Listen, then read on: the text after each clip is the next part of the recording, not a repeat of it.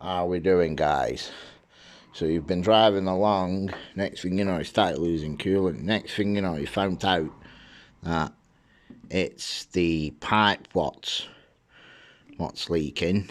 It's the coolant pipe, and let's see if we could repair it with these simple little repair accessories and stuff.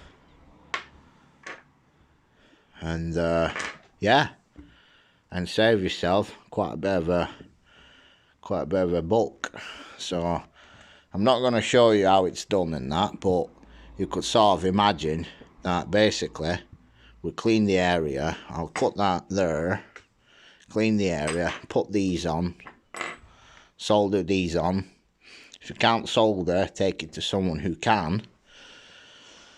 Put it inside the pipe there, but make sure you mark your positions so you don't lose the track of the pipe work.